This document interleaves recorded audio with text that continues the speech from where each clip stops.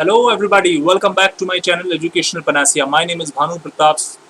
So guys, today the topic which I am going to teach you is the landmark judgments, and this is mainly related to the constitution, and today we will discuss few of the judgments which are very important from the constitutional perspective, or which you can say is very important from the judiciary prelims and mains perspective. Let us start.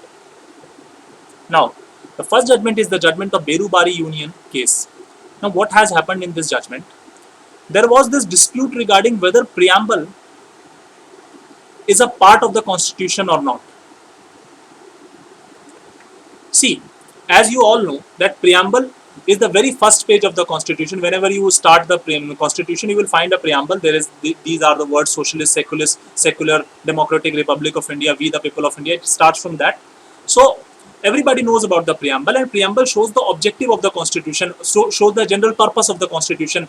What was the objective behind the constitution? What was the objective of the constitutional makers when they formed this particular document, or when they formed this particular constitution?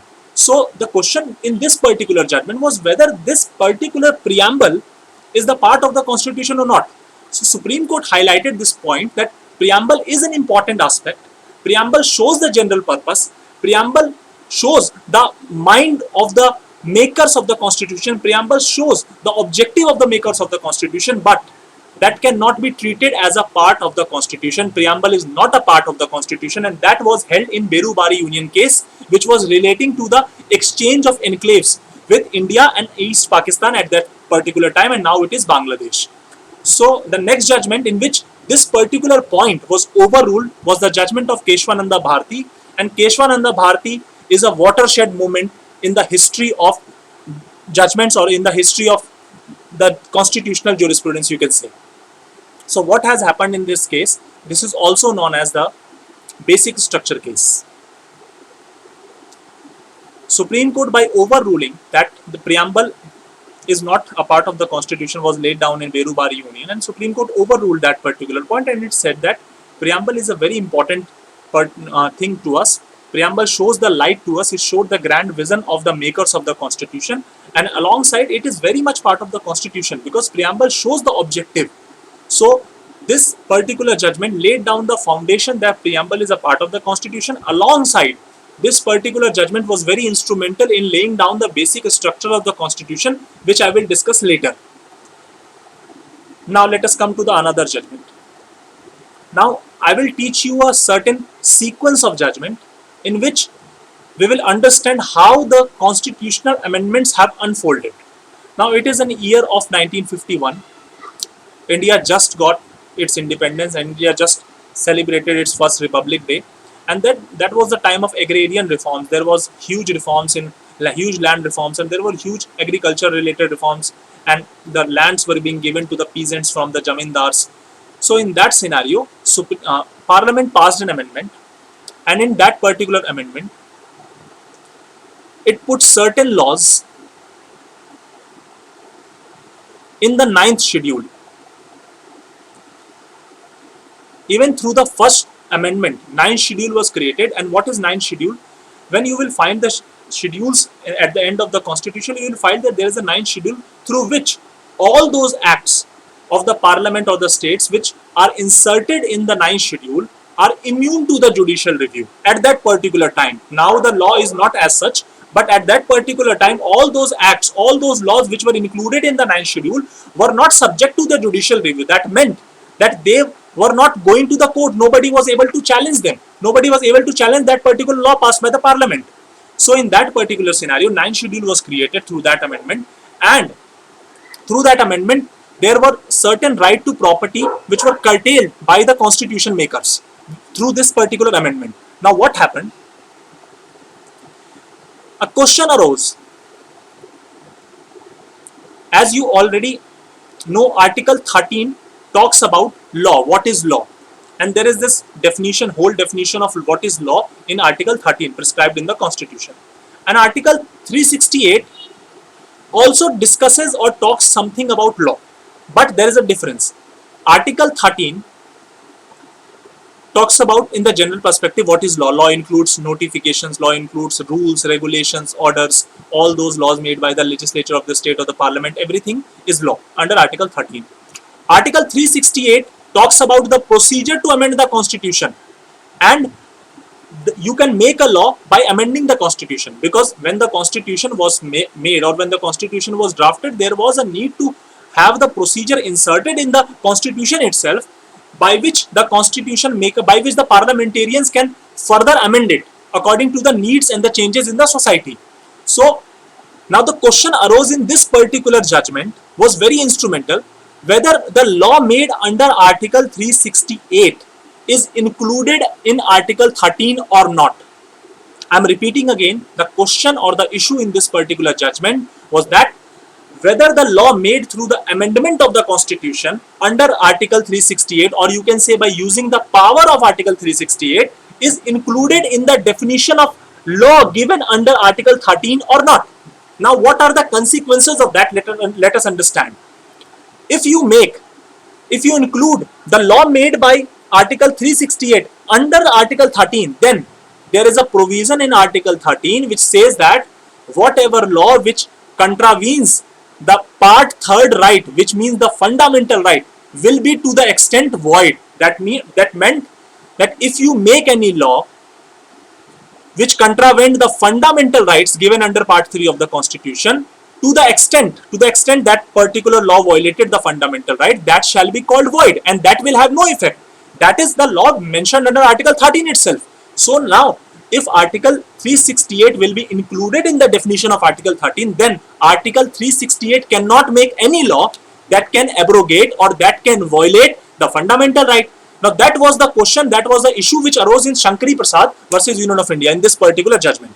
Now Supreme Court laid down a very categorical judgment and said that the law given under Article 13 or the law given under Article 368, or you can say by using the procedure given under Article 368, these are two different things.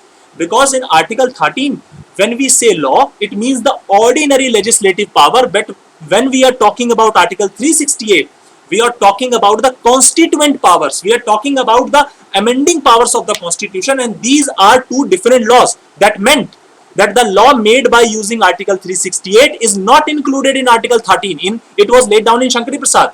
So Article 368 can abrogate, can violate fundamental right. To certain extent, it implied that particular thing only. So in Shankari Prasad, Article 13 did not include Article 368.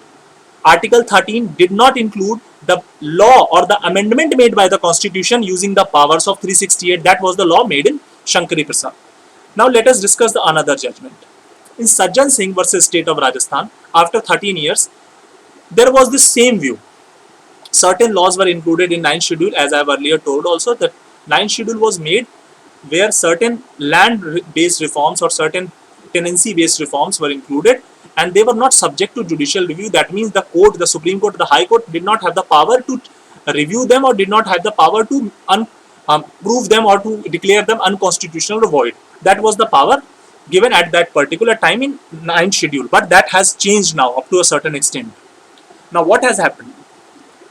The same question arose, same conflict between Article 13 and 368 arose, and Supreme Court reiterated the same particular law, that Article 13's law is different and what has been made by using 368 is different. These are two different things. So the law made by Article 368 will not be included in Article 13 or will not have to go the test of Article 13. Now, things started changing in this particular judgment, I.C. Golaknath. This is a judgment of 6:5 majority. It was also a paper thin majority, and anything which has been decided by 11 judges at least has to be overruled by 13 judges, and that was the reason Keshwananda was decided by 13 judges. It was a constitutional bench. Even I.C. Golaknath was also a constitutional bench. Any sitting of judges with the minimum number of 5 or higher number is a constitutional bench, deciding the cases related to constitutional or interpretation of constitution. So what has happened in I.C. Golaknath? Whatever has been decided up till 1967 in Sajjan Singh, or you can say in Shankari Prasad, that Article 13's law and Article 368 law are two different things. That has been overruled in I.C. Golaknath, and the Supreme Court came up with a new observation. Supreme Court said that no authority, including the Parliament, has the power to abrogate the fundamental right. That meant that even if you are amending the Constitution by using the power under Article 368, you do not have any right to abrogate, you do not have any right to violate the fundamental rights given under Part 3 of the Constitution. So that was a cut clear overruling of the Shankari Prasad, that was a cut clear overruling of the Sajjan Singh. Whatever had been decided up till, that was overruled. So now Article 13, whatever law you are making under Article 13, you cannot violate fundamental right. Now, by this IC Golaknath judgment, whatever amendment you are passing by using 368, you have to see that you do not violate the fundamental rights. You have to see that you do not violate Part 3 of the Constitution, which is discussing about the fundamental rights. And what was the objective, what was the rationale behind this passing of this particular judgment? Majority of the judges had this fear that if we are amending the Constitution very frequently, there might be a situation where there will be complete erosion of the fundamental right, and the fundamental right will be in the dilapidated conditions, and the India shall become, or India may become, at that particular point of time there was this fear, India shall become, or India may become a totalitarian regime or a dictatorial regime. So that was the fear under this RC Golaknath, and it was decided by 6-5 majority. It was also a paper thin majority. Now another question came up in this particular judgment. Let's suppose after 1967, whatever amendment you will pass by using Article 368, whatever amendment you will do in the Constitution by using 368, will have to go through the test of fundamental right, that they should not abrogate the fundamental right. At this particular judgment is saying that particular thing. But what is the status of those amendments which are passed before 1967? What is the status of those laws which have been inserted in the 9th schedule before 1967? Now, will they be declared void? Will they be declared unconstitutional? Supreme Court said no, because Supreme Court applied the principles of prospective overruling.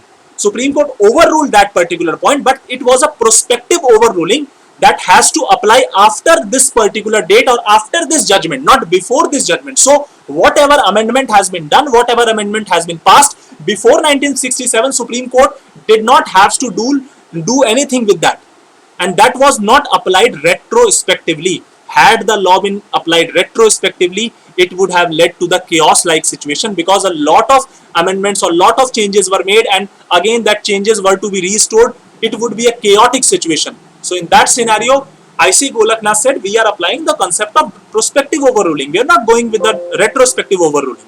So that is the point for today. And in the another judgment, I will continue with the Keshwananda Bharti, which is a very important judgment in this context. So thank you so much guys for giving your precious time to me. Thank you very much.